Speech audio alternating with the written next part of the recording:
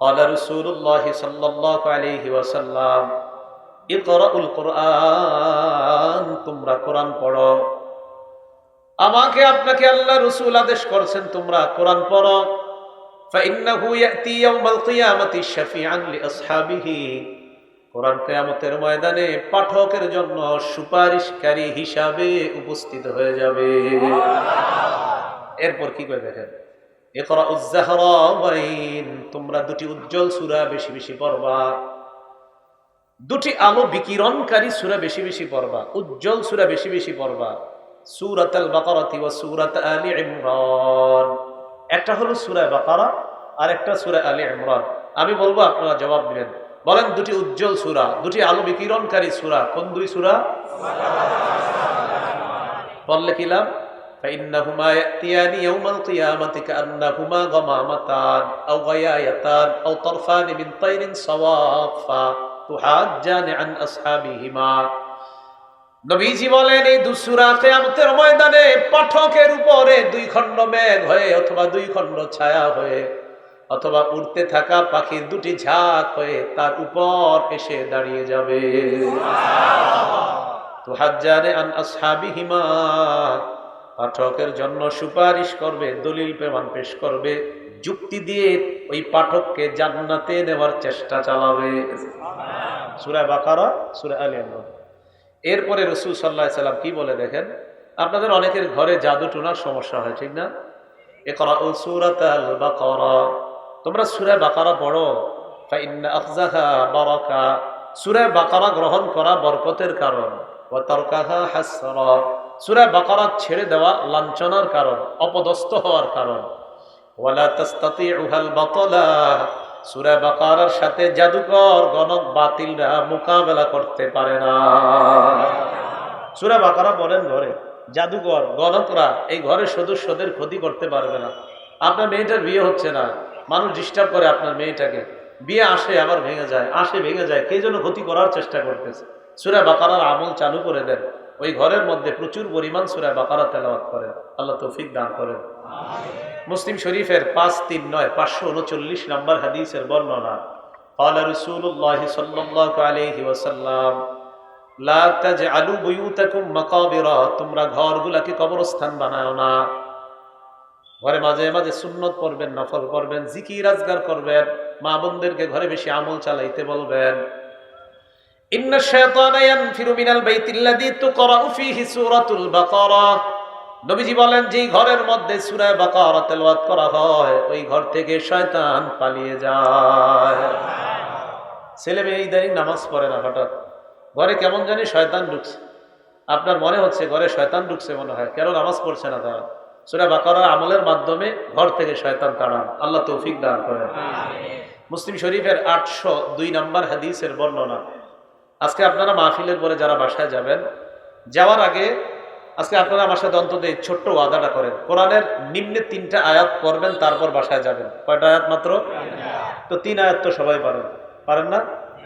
আরে ইন্না আতাইনাকাল কাউসার পারেন না সবাই? তো 3 আয়াত তো সবাই পারেন, তাহলে কমপক্ষে কয়টা আয়াত পরে বাসায় ঢুকবেন? 3টা আয়াত পরে। আচ্ছা বাসায় ঢুকবেন, বাসার থেকে যে আসলেন, আসার সময় একটু মনে পড়ে গেছে 2টা আমল শিখিয়ে দিই, করবেন ইনশাআল্লাহ?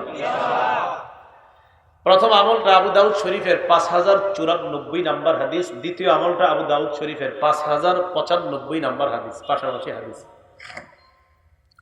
আবু দাউদ শরীফের 5094 নম্বর হাদিসের মধ্যে আসছে, রাসূল আকরাম সাল্লাল্লাহু আলাইহি সাল্লামের বিবি আম্মাজান উম্মু সালামা রাদিয়াল্লাহু তাআলা আনহা উনি বর্ণনা করেন, মা খরাজান নবিয়্যু সাল্লাল্লাহু আলাইহি ওয়াসাল্লাম মিন বাইতি কাত্তু ইল্লা রাফা'a তারফাহু ইলাস সামা।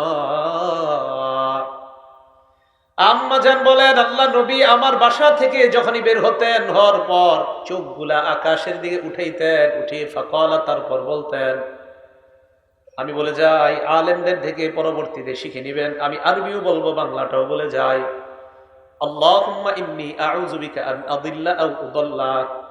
নবীজি বলতেন, আল্লাহ আপনার কাছে পানাহ চাই, আমি যেন পথভ্রষ্ট না হই, আমাকে যেন পথভ্রষ্ট না করা হয়, আমি যেন পথভ্রষ্ট না হই, আমাকে যেন পথভ্রষ্ট না করা হয়।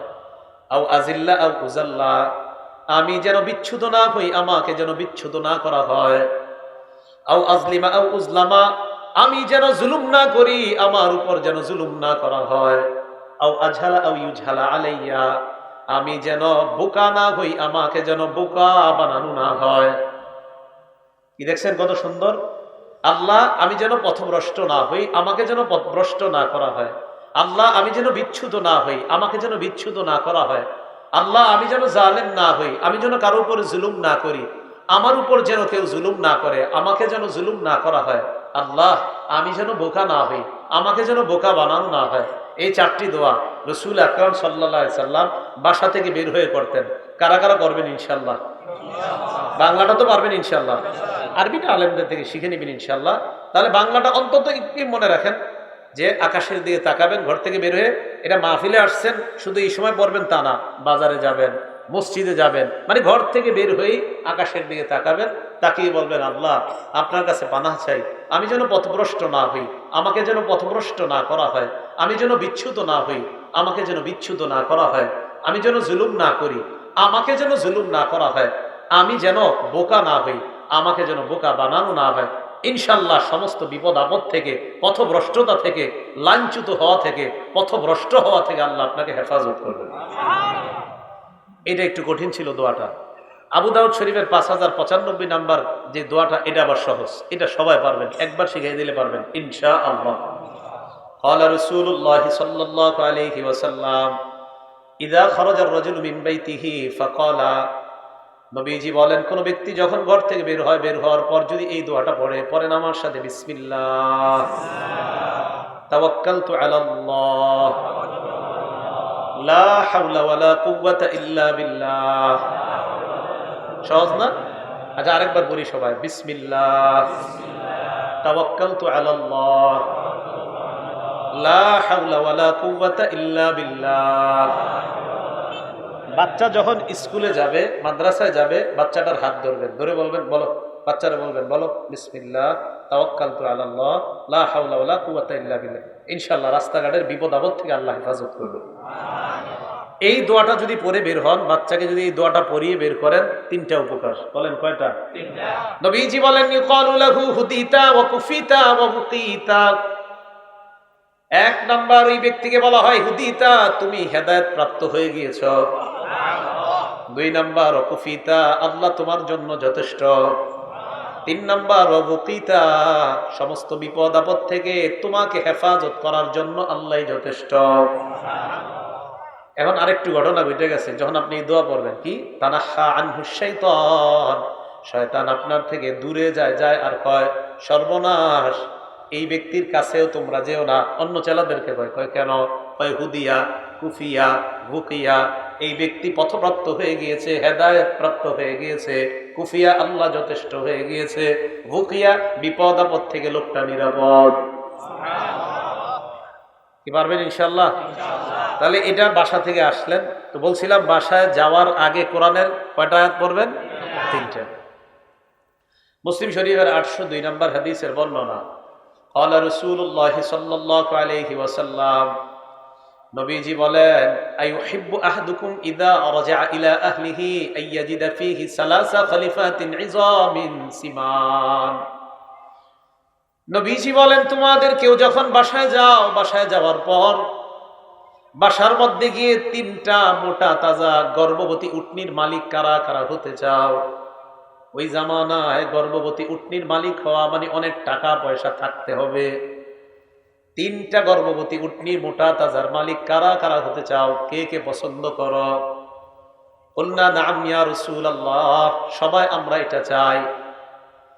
নবীজি বললেন সালাসু আয়াত ইয়াকরাউ বিহিন্না আহাদুকুম খায়রুন লাহু মিন সালাসি খলিফাতিন ইযামিন সিমান।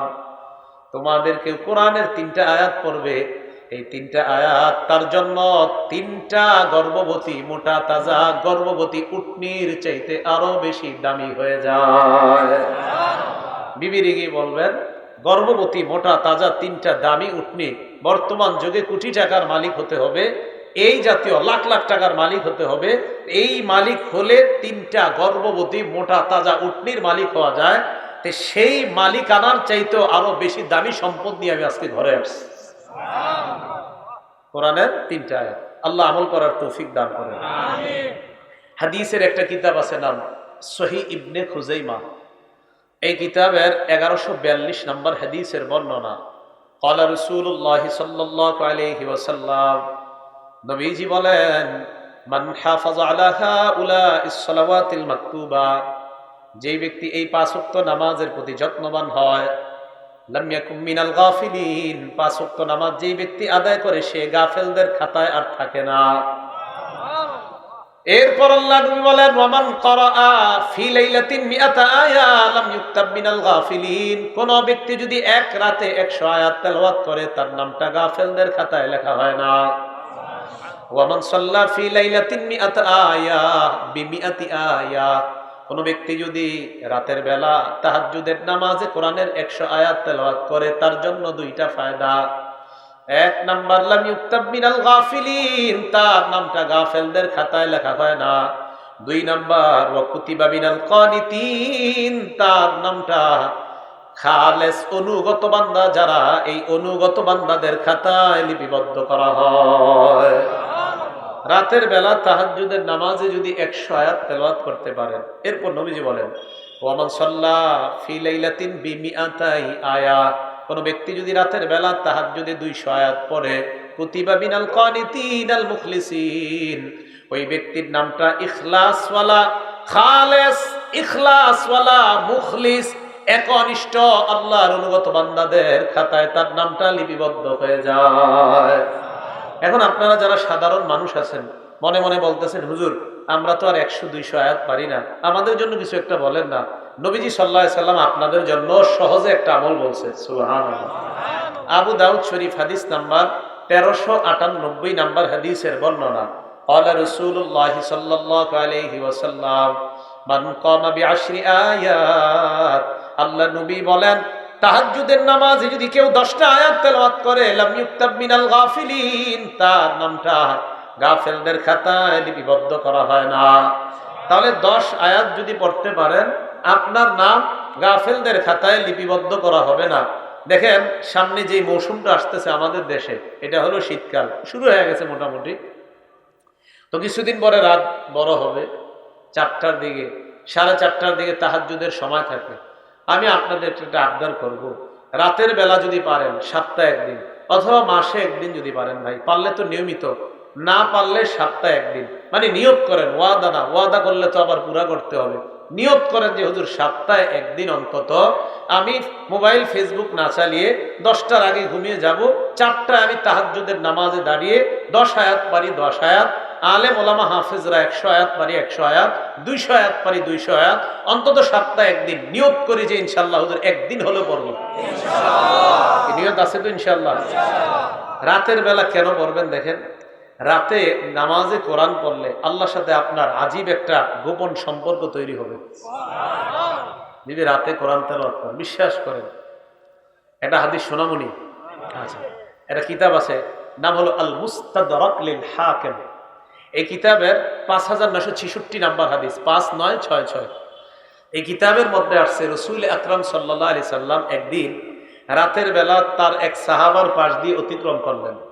মাররা রাসূলুল্লাহ সাল্লাল্লাহু আলাইহি ওয়াসাল্লাম বিআবি মুসা আল আশআরি যাতা লাইলাতিন ওয়া আবু মুসা ইয়াকরা। নবীজি সাল্লাল্লাহু আলাইহি ওয়াসাল্লাম এক রাতে আবু মুসা রাদিয়াল্লাহু তাআলা আনহুর পাশ দিয়ে অতিক্রম করলেন। আবু মুসা তখন নামাজে কোরআন তেলাওয়াত করতেছিলেন। আল্লাহ নবীর সাথে আম্মা জান আয়েশা সিদ্দিকা রাদিয়াল্লাহু তাআলা আনহাও ছিলেন। ফাকামা, হাদিসের মধ্যে আসছে নবী এবং তার বিবি দাঁড়িয়ে যায়, পিছনে দাঁড়িয়ে গেছে, কিছু বলে না, চুপচাপ দাঁড়িয়ে গেছে।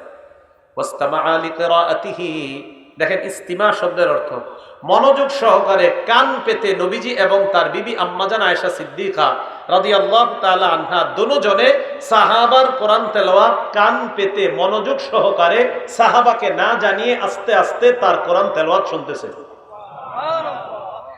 তো তেলাওয়াত যখন শুনতেছিল, তেলাওয়াত শুই না ফামাজয়া, চুপে চুপে চলে গেছে, বলে নাই। এই জন্য আপনারা এই আমলটা করতে পারেন। কোথাও যখন দেখবেন কেউ সুন্দরভাবে কোরআন তেলাওয়াত করে, ডিস্টার্ব না করে চুপচাপ শুনলেন। রাসূল সাল্লাল্লাহু আলাইহি সাল্লাম আর তার বিবি শুনলেন, না জানায় চলে গেছে। শেষে একটা মজার ঘটনা ঘটছে, দেখেন বিসমিল্লাহ।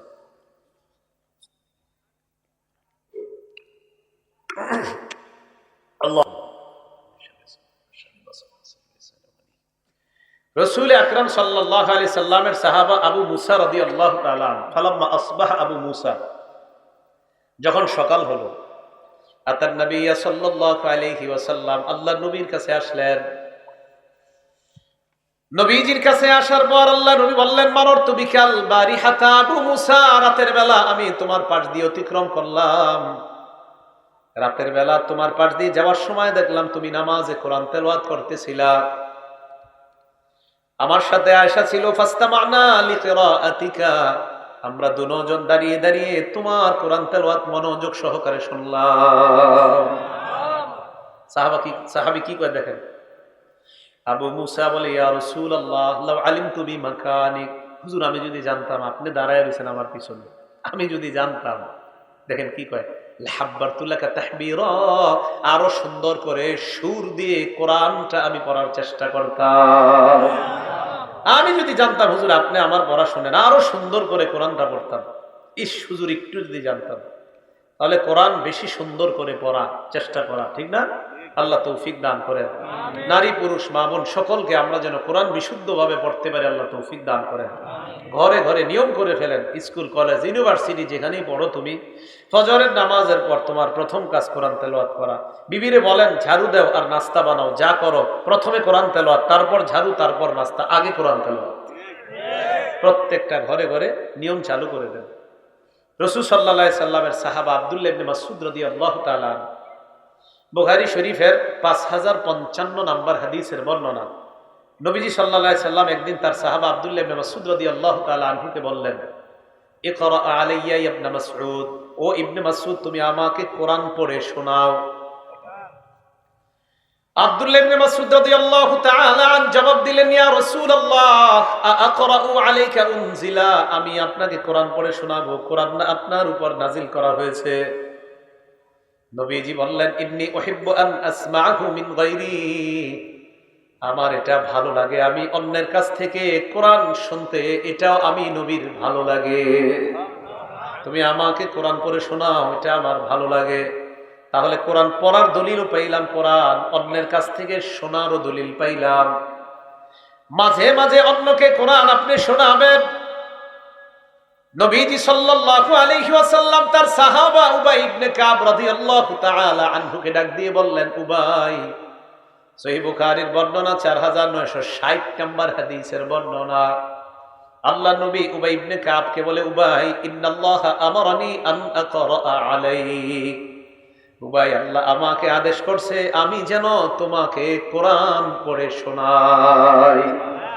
দেখেন এই জায়গায় কি হয়েছে, একটা ঘটনা ঘটছে এই জায়গায়, আমি যেন তোমাকে কোরআন পড়ে শোনাই উবাই, আল্লাহ আমাকে আদেশ করছে। উবাই ইবনে কাব কয়, ইয়া রাসূলুল্লাহ আল্লাহু সাম্মানি লাকা, হুজুর আল্লাহ কি আমার নামটা আপনার কাছে নিছে? মানে আল্লাহ কি এরকম বলছে যে উবাইকে, এই উবাই আমার নামটাকে আল্লাহ নিজ কুদরতি ভাবে উচ্চারণ করছে ওনার মুখে, কুদরতি মুখে, যে উবাই? নবীজি বললেন, হ্যাঁ, আল্লাহু সাম্মাকা লি, আল্লাহ তোমার নাম নিয়েই বলছে আমি যেন তোমাকে কোরআন শোনাই। তাহলে দেখেন নবীজির সাহাবা, তাদের মর্যাদা কি পরিমাণ। এই উবাই ইবনে কাব রাদিয়াল্লাহু তাআলা আনহু, উনি ছিলেন সাহাবাদের মধ্যে কারীদের মধ্যে শ্রেষ্ঠ একজন কারী। দেখছেন কোরআনের সাথে সম্পর্ক থাকার কারণে উবাই ইবনে কাবের আল্লাহর সাথে কতটা গভীর সম্পর্ক, যে আল্লাহ পাক উবাই ইবনে কাবের নাম নিয়ে, সহিহ বুখারীর বর্ণনা, নাম নিয়ে বলতেছে উবাই ইবনে কাবকে, হাবিব, ও আমার হাবিব, আপনি উবাই ইবনে কাবকে পড়া শোনান। তাহলে বলেন, কোরআন অন্যের কাছ থেকে শোনা, কোরআন পড়া, অন্যকে শোনানো, সবগুলার ফজিলত আছে না নাই?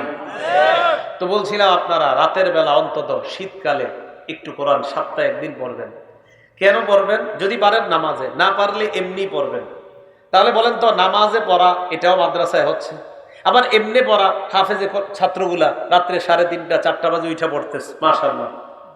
মুসলিম শরীফের 796 নম্বর হাদিসটা মন দিয়ে শোনেন। একজন সাহাবার নাম আপনারা একটু কষ্ট করে মনে রাখবেন, যেন ভবিষ্যতে সবাই শোনাইতে পারেন বর্ণনাটা। গল্প আকারে হাদিসটা আপনারা শোনাই দিবেন। সাহাবার নাম উসাইদ ইবনে হুজাইর। পুরাটা মনে রাখা দরকার নাই, শুধু মনে রাখেন উসাইদ। বলেন তো কি নাম?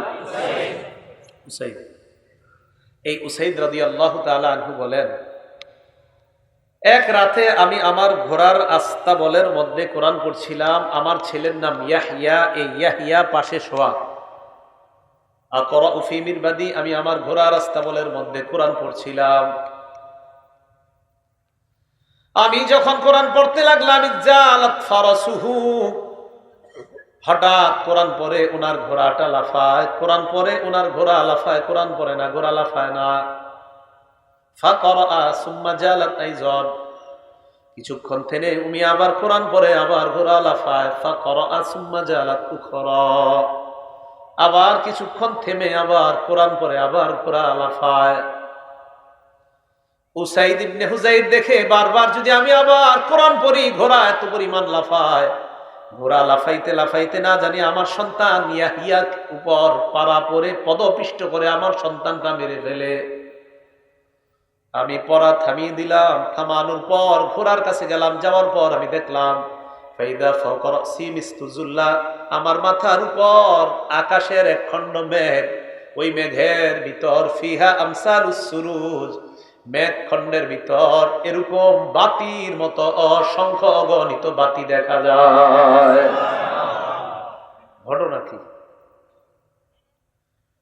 ফালাম্মা গাদাউতু আলা রাসূলিল্লাহি সাল্লাল্লাহু আলাইহি ওয়াসাল্লাম, সকালে আল্লাহ রাসূলের কাছে আসলাম। আসার পর বললাম, ইয়া রাসূলুল্লাহ, রাতের বেলা একটা ঘটনা ঘটছে, আপনাকে জানাইতে আসছি। কই কি? বলো। বাইনামা আনাল বারিহাতা আকরাউ ফি মিরবাদি, রাতের বেলা গত রাতে আমি আমার ঘোড়ার আস্তাবলের মধ্যে কোরআন পড়ছিলাম। হঠাৎ আমি দেখলাম আমার ঘোড়া লাফায়। নবীজি বলেন, ইতরা ইবনা হুজাইর, তুমি যদি আরো তেলাওয়াত করতা। উসাইদ ইবনে হুজাইর বলেন, হুজুর আরো পড়লাম, ঘোড়া আরো লাফায়। একটু মন দিয়ে বুঝেন।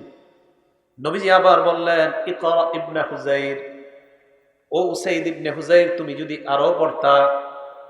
সাহাবী জবাব দেয়, হুজুর আমি আরো পড়লাম, ঘোড়া আরো লাফায়। নবীজি তারপর হুজুর পড়া থামাই, ঘোড়ার লাফ থেমে যায়। নবীজি কয়, যদি আরো পড়তা। ঘটনা কি? কি হইল? সাহাবী উসাইদ ইবনে হুজাইর বলে, ইয়া রাসূলুল্লাহ, আর পড়ি নাই। কেন? খাশিতু আন তাতা ইয়াহইয়া, আমি আশঙ্কা করলাম আর যদি কোরআন পড়ি, ঘোড়া লাফাইতে লাফাইতে আমার সন্তানের উপর পড়ে আমার সন্তানটা না জানি হত্যা করে ফেলে। তুমি যদি আরো পড়তা। সুবহানাল্লাহ। এই ঘটনা কি? আচ্ছা, উসাইদ ইবনে হুজাইরকে নবীজি ঠিক আছে, তারপর বলো। এরপর হুজুর আমি আমার ঘোড়ার কাছে গেলাম। যাওয়ার পর দেখলাম আমার মাথার উপর মেঘখণ্ড, এটার মধ্যে বাতি দেখা যায়। আরো জাতফিল জাউবি, হঠাৎ দেখলাম এই মেঘখণ্ড বাতি সহ শূন্যের মধ্যে বিলীন হয়ে যায়। হাত্তা মা আরাহা, এক পর্যায়ে আর দেখতে পাই না। নবীজি বলেন, ইস, যদি আরো পড়তা। তিলকাল মালাইকাতু তাসতামিউ ইলাইকা, এগুলা বাতি না, আল্লাহর ফেরেশতা মনোযোগ সহকারে তোমার কোরআন তেলাওয়াত শুনতেছিল। ফেরেশতা। বললাম একটু বইরেন তাহাজ্জুদের সময়, বাকি কারো ঘুম ডিস্টার্ব করা যাবে না। আশেপাশে মানুষের জন্য ঘুম ডিস্টার্ব না হয়, খেয়াল রাখতে হবে, সতর্কতা। একটু বইরেন যে আল্লাহ শুনে আর ফেরেশতারা শুনতেছে আপনার তেলাওয়াত। হাদিস শেষ হয় নাই। নবীজি সাল্লাল্লাহু আলাইহি সাল্লাম বলে, সাইয়্যিদ লাউ করাতা আসবাহাত, তুই যদি সকাল পর্যন্ত একটু পড়তা। ইয়ারাহান নাস মা তাস্তাতিরু ইলাইহিম, সকাল পর্যন্ত যদি কোরআন পড়তা, ফজরের আজান শোনার পর যে মুসল্লিরা তোমার বাড়ির সামনে দিয়ে মসজিদে আসতো, স্বচক্ষে আল্লাহর ফেরেশতাদেরকে দেখতে পাইতো। পড়বেন নি? বলেন না, একটু পড়বেন নি? বলেন তাহাজ্জুদের সময় মা বোনরা আপনারা কোরআন পড়েন, আল্লাহর সাথে সম্পর্ক কায়েম করেন, দেখবেন আল্লাহ তাআলা। আমি কিভাবে বলি জানেন? যে কালকে সকাল থেকে শুরু করেন, কালকেই বরকত দেখা শুরু করবেন। দেরি করেন না যে হুজুর না 3 দিন পরে, না না, আগামীকাল থেকেই শুরু করেন। আগামীকাল থেকেই বরকত দেখা শুরু করবেন, মানে কালকে থেকে শুরু করবেন, দেরি করেন না। আল্লাহ আমাদেরকে আমল করার তৌফিক দান করেন। রাতের বেলা তাহাজ্জুদের সালাতে তেলাওয়াত, এটা বড়রাও পড়তে পারবে, ছোটরাও পারবে। বড়রাও পারবে, ছোটরাও উৎসাহমূলক যদি তাদেরকে পড়ানো হয় জায়েজ আছে। সহিহ বুখারীর 699 নম্বর হাদিসের বর্ণনা। عن عبد الله بن عباس رضي الله تعالى عنهما قال بت عند خالتي ميمونة رضي الله تعالى عنها। আব্দুল্লাহ ইবনে আব্বাস রাদিয়াল্লাহু তাআলা আনহুমার বর্ণনা, তিনি বলেন, আমি আমার খালা মাইমুনা রাদিয়াল্লাহু তাআলা আনহার বাড়িতে রাতের বেলা অবস্থান করলাম। হাত্তা ইযান তাসাফাল লাইল, রাত যখন অর্ধেক হয়ে যায়। এটা বুখারীর 699 নম্বর হাদিস। এই হাদিসে আবার আসতেছে, আপনাদেরকে সহিহ বুখারীর 183 নম্বর হাদিসে ঘুরে আনি আবার, এখানে আসবো কিন্তু। আব্দুল্লাহ ইবনে আব্বাস বলেন, রাতের বেলা, ওই হাদিসটা লম্বা আর কি, রাত যখন অর্ধেক হয় আল্লাহ নবী উঠলেন, উঠার পর তাকান আমার দিকে, জাআলা ইয়ামসাহুন নাওমা আন ওয়াজহিহি, চেহারা থেকে এইভাবে ঘুম দূর করতেছিলেন, চোখ মুছে, মুখ মুছে। আচ্ছা, আমার সাথে ওয়াদা করেন, এটা ওয়াদা করতে হবে, এটা আর নিয়ত না, এটা ওয়াদা। এটা কি কষ্ট? আজকে থেকে আমরা ঘুম থেকে উঠা, আমার ঘুম যাক আর না যাক, এমন করলে আমার নবীজি করছেন, আমরা করবো ইনশাআল্লাহ। রাসূল সাল্লাল্লাহু আলাইহি সাল্লাম উঠা এমন করতেন, এমন করতেন। ঘরের মধ্যে একটা ঝুলন্ত মশক ছিল, এটার কাছে নবীজি যাইতেন। এটা যদি পারেন সুন্নতটা আদায় করতে, একটা ঝুলন্ত মশক রাখবেন, পাত্র রাখবেন। আমি একবার করে এলাকায় গেছি, গিয়ে দেখি মাশাআল্লাহ ওই ঘরে এরকম সুন্নতি সিস্টেম চালু, একদম দেশ গ্রামে। কিন্তু দেশ গ্রামে মানুষ যে এতভাবে সুন্নত পালন করে, আলেমের ঘর তো দেখলাম মাশাআল্লাহ, উনি ঘরটা রাসূল সাল্লাল্লাহু আলাইহি সাল্লাম রাতের তাহাজ্জুদের সময় যেই যে আমল, যেই যেই জায়গায় সিস্টেম, ওনার মশক থাকতো, মেসওয়াক থাকতো, ওযুর পানি ঠিক ওইভাবে ওনার ঘরে সিস্টেম করা। দেখলাম এই যুগে আমাদের দেশেও মাশাআল্লাহ রাসূল সাল্লাল্লাহু আলাইহি সাল্লামের সুন্নাহ পরিপূর্ণভাবে পালন করার লোক এখনো আছে। তো আব্দুল্লাহ ইবনে আব্বাস রাদিয়াল্লাহু তাআলা আনহুমা বলেন, রাসূল সাল্লাল্লাহু আলাইহি সাল্লাম ওযু করলেন, আমি ওযু করলাম। খুব মন দিয়ে শুনেন, উনি কিন্তু ছোট মানুষ, আব্দুল্লাহ ইবনে আব্বাস ছোট মানুষ। হ্যাঁ, আপনাদের প্রশ্ন হবে জরুরি যে ছোট, এটার দলিল কি? দলিলটা পরে দিচ্ছি। উনি কিন্তু ছোট মানুষ, উনি ওযু করলেন। ওযু করার পর আল্লাহ রাসূল সালাতে দাঁড়াইলেন। এবার আবার সহিহ বুখারীর 699 হাদিসে চলে আসে, ফাকুমতু আন ইয়াসারিহি, আমি নবীর বাম পাশে দাঁড়াইলাম। আখাযা বিরাসি, নবী আমার মাথা ধরলেন, ধরার পর আকাবানি আন ইয়ামিনিহি, নবী আমাকে তার ডান পাশে দাঁড় করাইলেন। এরপর আল্লাহ নবী 2 রাকাত সালাত আদায় করলেন। এইভাবে মোট 13 রাকাত তাহাজ্জুদের সালাত পড়লেন। 8 রাকাত তাহাজ্জুদ, 3 রাকাত বিতির, 2 রাকাত ফজরের সুন্নত। ঘটনা কিন্তু রমজানের বাহিরের ঘটনা।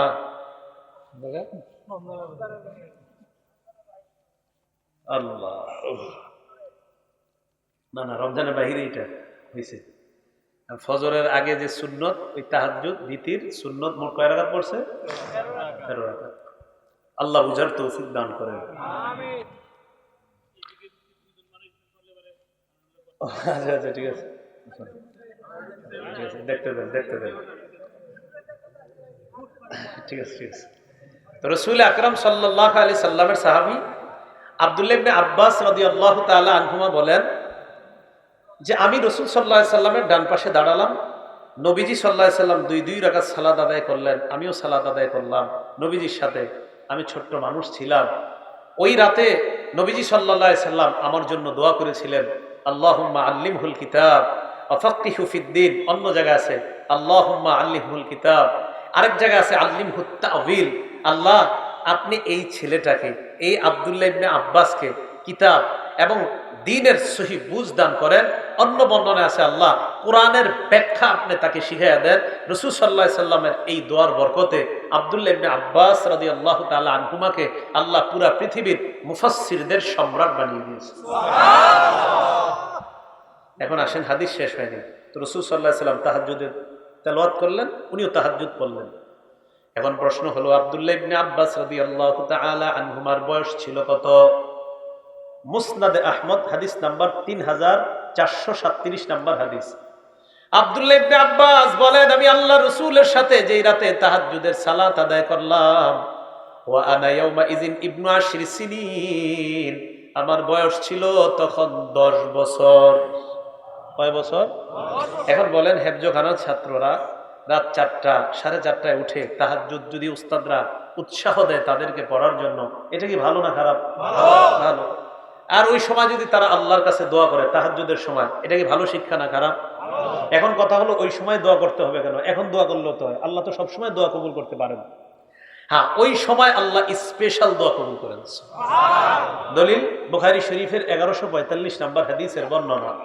ক্বালা রাসূলুল্লাহ সাল্লাল্লাহু আলাইহি ওয়াসাল্লাম ইয়ানজিলু রাব্বুনা তাবারাকা ওয়া তাআলা ইলা সামাঈদ দুনিয়া ফি কুল্লি লাইলা। আল্লাহ পাক রব্বুল আলামিন প্রত্যেক রাতে হিনা ইয়াবকা সুলুসুল লাইলিল আখির, রাতের শেষ তৃতীয়াংশ, রাতের শেষ তৃতীয়াংশে আল্লাহ পাক প্রথম আসমানে প্রত্যেক রাতে আসে শুধু বান্দাদেরকে দেওয়ার জন্য।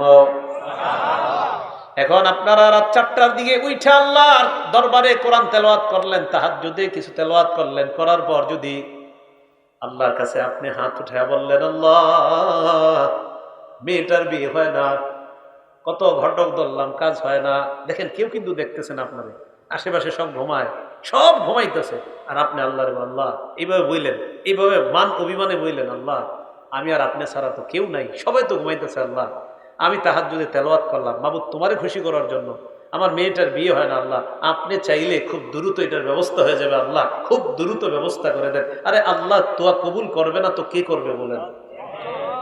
তো আল্লাহ বলে মাইয়াদউনি ফাস্তাজিব লা, কে আছো ডাকো আমাকে। প্রথম আসমানে এসে বলতেছে, আরে ডাকো আমি তোমার ডাকে সাড়া দিব, ডাকো আমি তোমার ডাকে সাড়া দিব। এরপর বলে মাইয়াসআলুনি ফাউতিয়া, আমার কাছে চাও আমি তোমাকে দিব। এরপর বলে ওয়া মাইয়াস্তাগফিরুনি, ক্ষমা চাও ফাগফির লা, আমি তাকে ক্ষমা করে দিব। এটা আল্লাহ বলেন। দোয়া করার পর মনে রাখবেন আপনার দোয়া কবুল হওয়ার পদ্ধতি 3টা। জোরে বলেন কয়টা? 1 নাম্বার ইম্মা আইয়ু আজ্জিলাল্লাহু লাহ, দুনিয়াতে নগদ আল্লাহ কবুল করবে দুনিয়াতে। 2 নাম্বার আও আইয়াদাখিরা লাহু ফিল আখিরা, কবুল না করে আখিরাতের জন্য আল্লাহ এটা জমা করে রাখবে, আখিরাতের জন্য জমা করে রাখবে। 3 নাম্বার, এই দোয়াটা কবুল না করে আগামী 2 দিনের মধ্যে একটা বিপদ আপনার জীবনে ঘটতো, ওই বিপদটা থেকে আল্লাহ আপনাকে হেফাজত করবে, কবুল করবেনই দোয়া আল্লাহ। তাহলে কি কথা বুঝে আসছে সবার? এই জন্য দোয়া খুব বেশি করা আল্লাহর কাছে, আল্লাহ তৌফিক দান করেন। তো বলছিলাম 1145 নম্বর হাদিস, আল্লাহ আমাদেরকে ডাকে আসো আমার কাছে দোয়া করো। তো রাতের বেলা তাহাজ্জুদের সালাত পড়ে আল্লাহর কাছে দোয়া করা এইভাবে। আরেকটা হাদিস মনে রাখবেন, সহিহ বুখারীর 413 নম্বর হাদিস। ক্বালা রাসূলুল্লাহ সাল্লাল্লাহু আলাইহি ওয়াসাল্লাম, নবীজি বলেন কোন বান্দা যখন নামাজের মধ্যে থাকে ইউনাজি রব্বা, আল্লাহর সাথে চুপে চুপে নিভৃতে কথা বলতে থাকে, চুপে চুপে নিভৃতে কথা বলে। এই কথাটা মনে রাখবেন। এখন রাত 3টা 4টায় কিন্তু সবাই ঘুমায়, ওই টাইমে আল্লাহর সাথে কথাটা কিন্তু আপনার চমৎকার হবে। হ্যাঁ, ওই টাইমে নিভৃতে চুপে চুপে আলাপটা কিন্তু একটু খুব ভালোভাবে হবে। আমি ওনার সাথে একটু কথা বলবো, ভাই আপনার সাথে একটু কথা বলবো, এখন কেউ নাই, চলেন এখনই বলি। তো ঠিক আছে বলেন।